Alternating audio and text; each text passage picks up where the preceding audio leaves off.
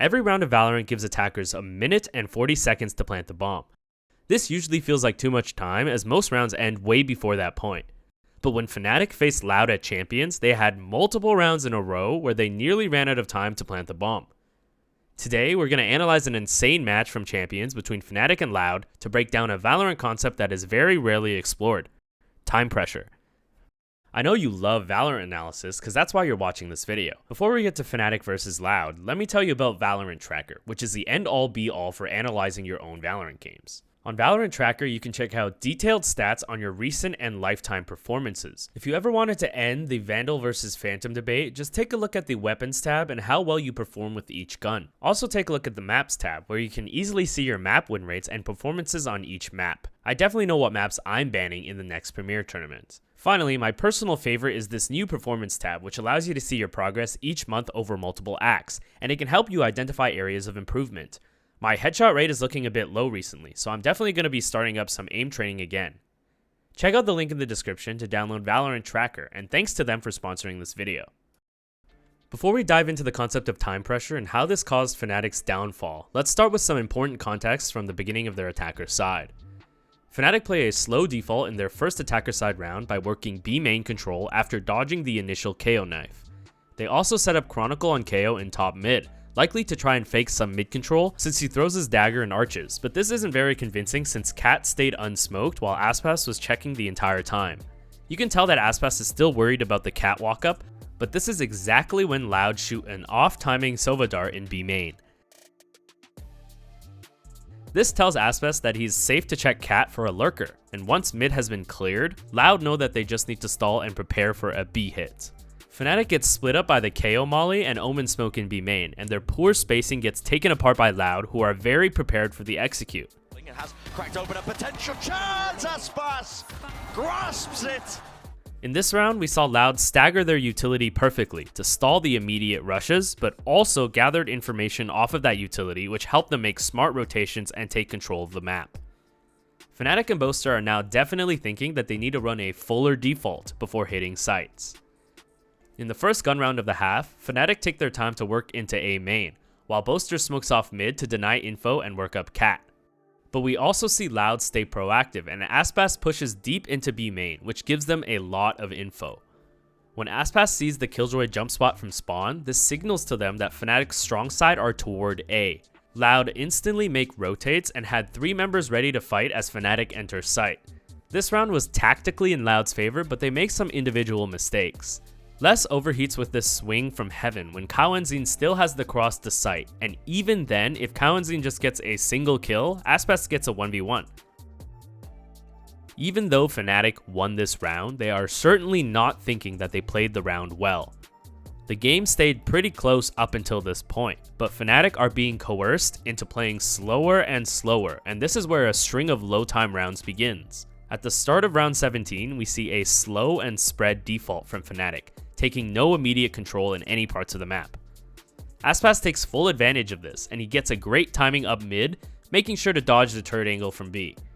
Although Fnatic are trying to late dart mid to be the ones to catch Loud, they don't expect Aspas to be already pushed past arches, and he gets a kill. Even though Aspas gets traded back, he kills Fnatic's only smoker and already stalled more than 40 seconds in the round. Now, time pressure starts to become a real issue, so let's break down exactly what advantage it gives defenders.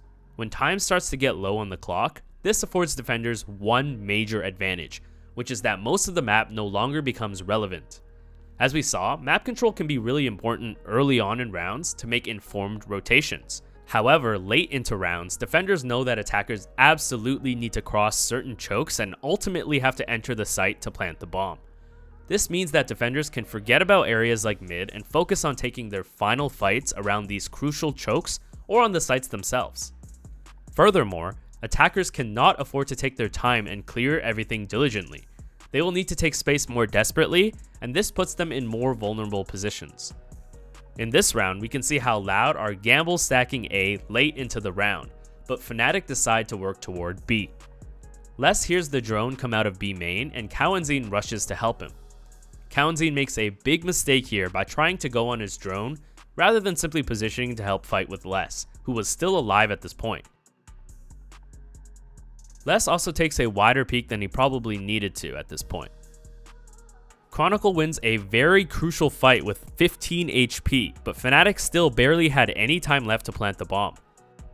They barely win this round, and it was Loud's eco, and this is the first round where we can clearly see the effects of time pressure.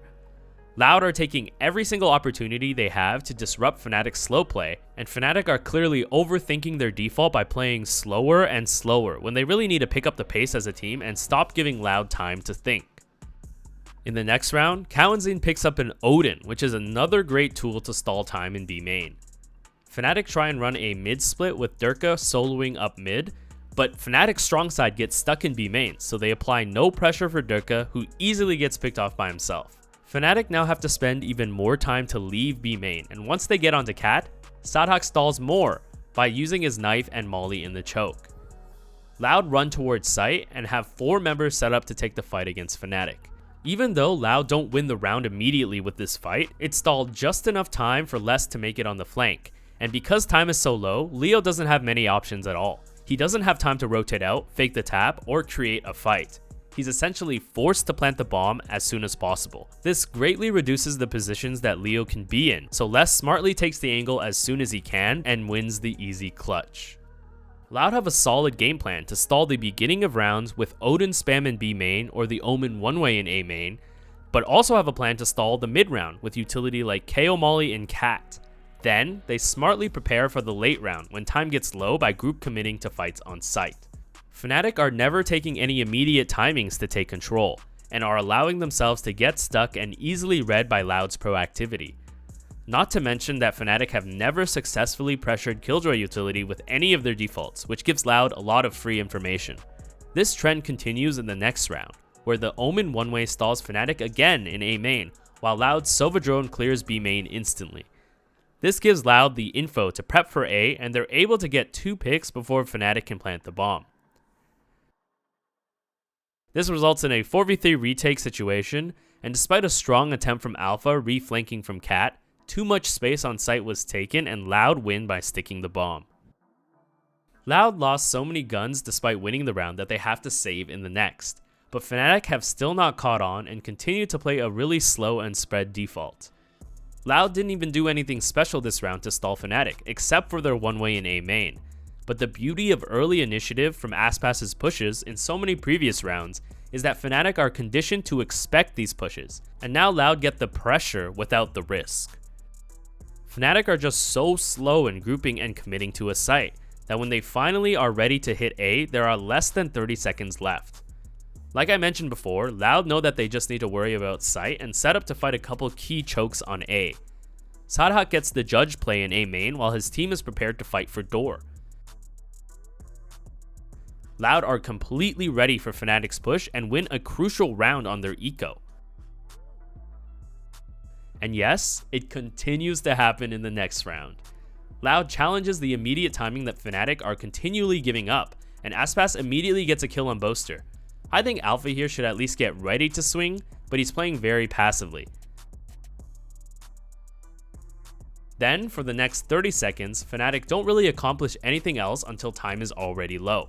They make a pretty weak attempt at a fake with this solo Sova drone through B main, which could have actually helped them clear the op that eventually catches Chronicle and ends the round.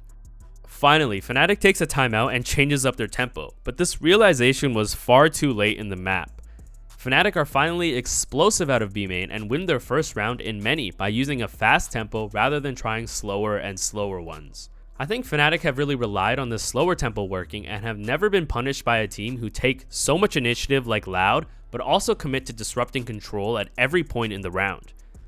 Loud were clearly controlling the tempo the entire second half, and Fnatic never really tested or challenged their attempts to do so. We know Fnatic has the ability to be very explosive and aggressive, but definitely were overthinking their attack side strats and needed to force the issue. Loud is looking extremely scary again and showed everyone that Fnatic can be beaten and can be beaten convincingly. But for Fnatic, this is probably the best loss they could have ever gotten. It's best for them to lose now against a strong team and early on in the bracket stage. These two teams are definitely going to meet again in the tournament, so let's see how they settle the score. Remember that I offer free team coaching and VOD reviews streamed live on Twitch. Check out my Discord to sign up, and also consider supporting me by becoming a YouTube member. Thanks again for watching.